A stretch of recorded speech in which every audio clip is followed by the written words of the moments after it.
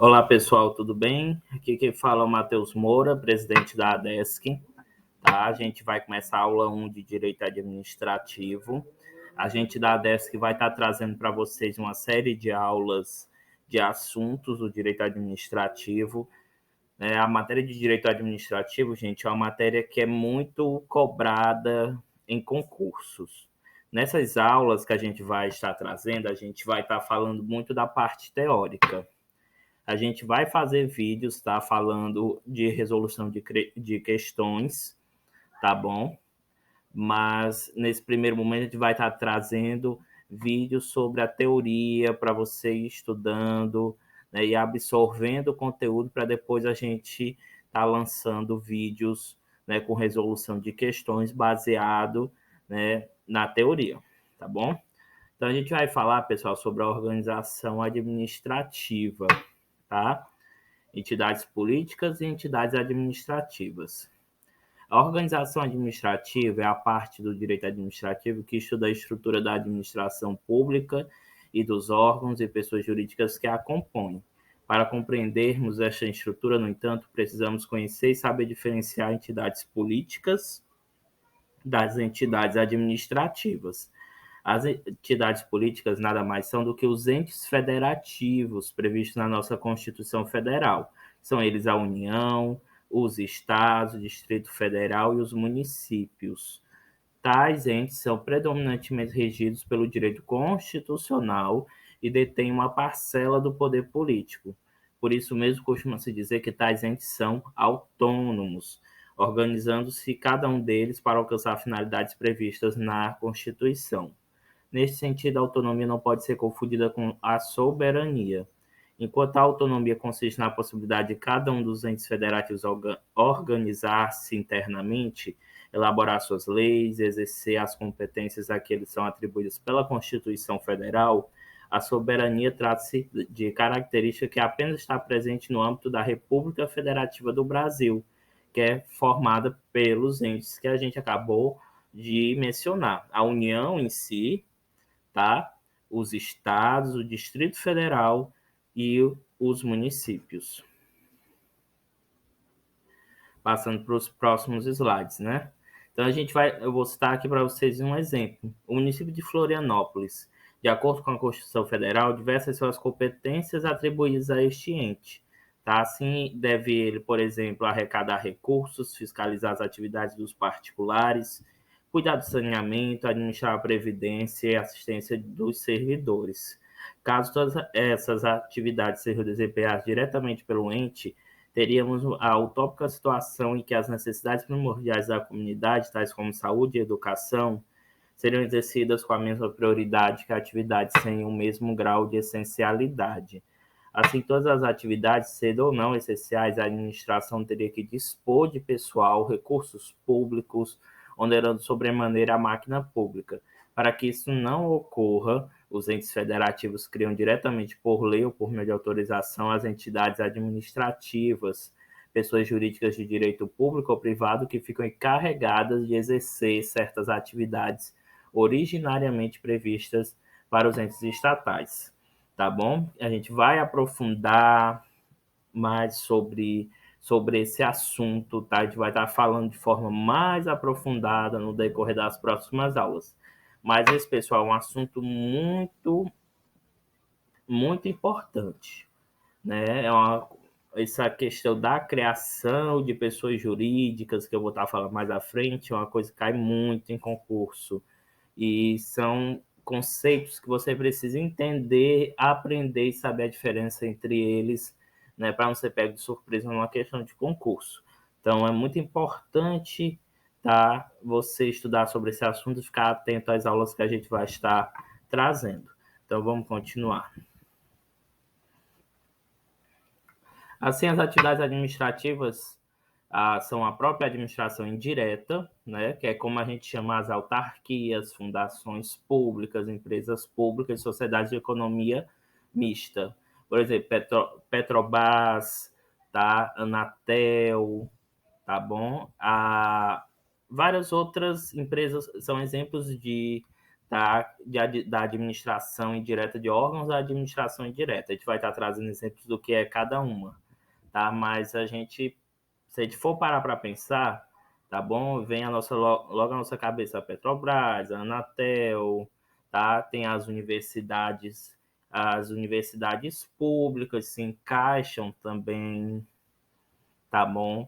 A gente tem vários exemplos, tá, de órgãos públicos que agem nesse sentido de ajudar a administração direta, os entes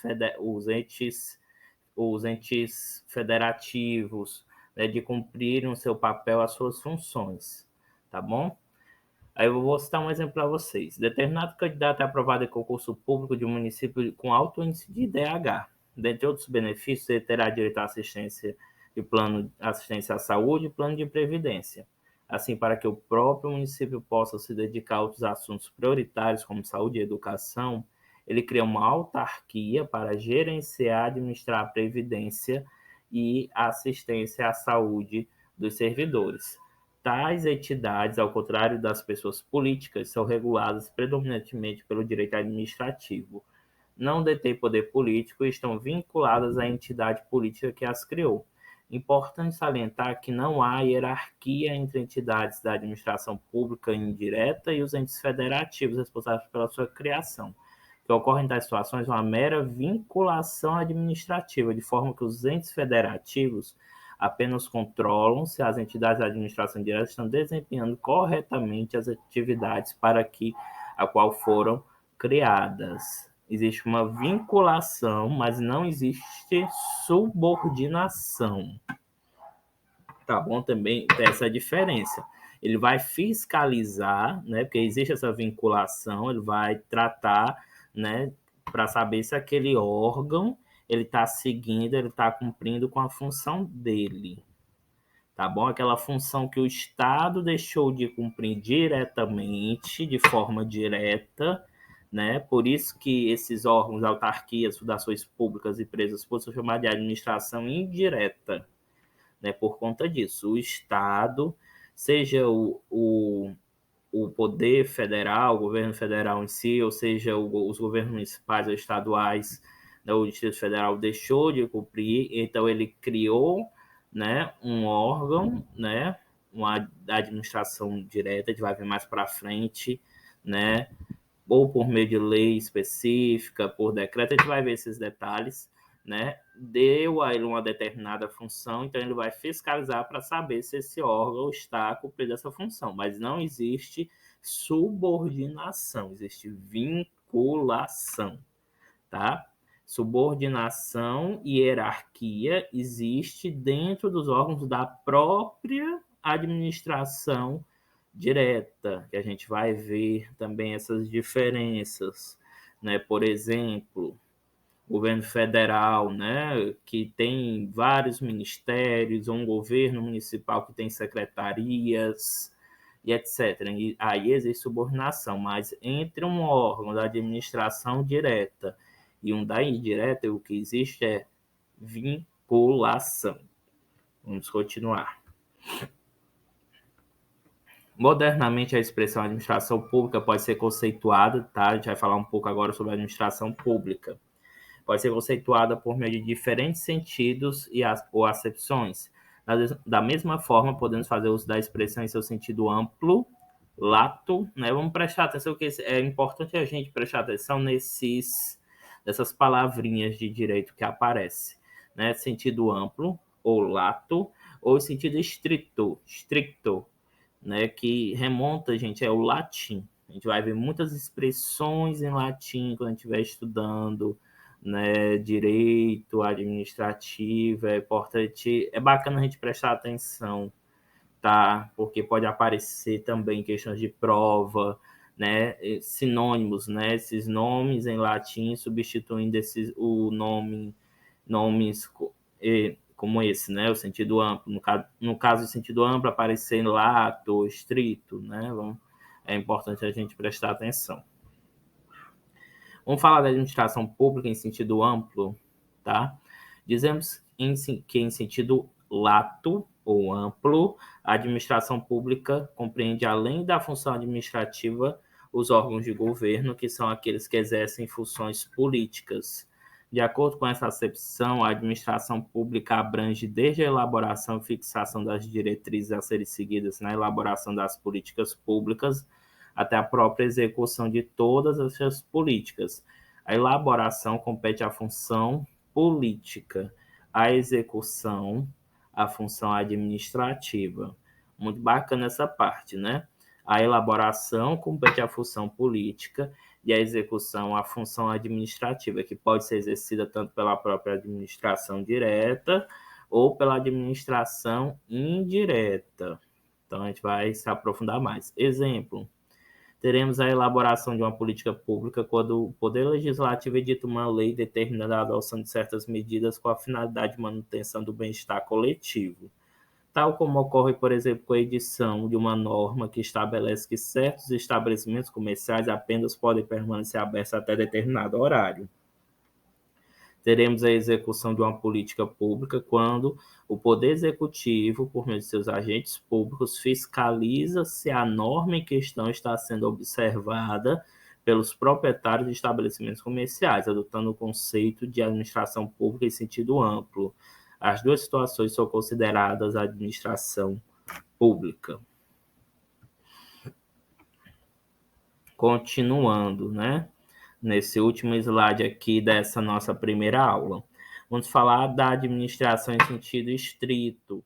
Ela compreende somente os órgãos e os agentes necessários à execução das políticas públicas, sem qualquer referência àqueles que atuam na sua elaboração.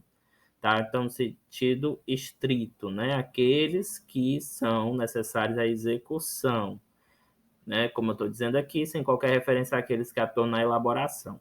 É este o sentido que estará presente em todo o nosso estudo, sendo a base de toda a organização administrativa. Dele deriva, por exemplo, todas as prerrogativas, poderes e sujeições, obrigações que os agentes possuem na gestão do patrimônio público.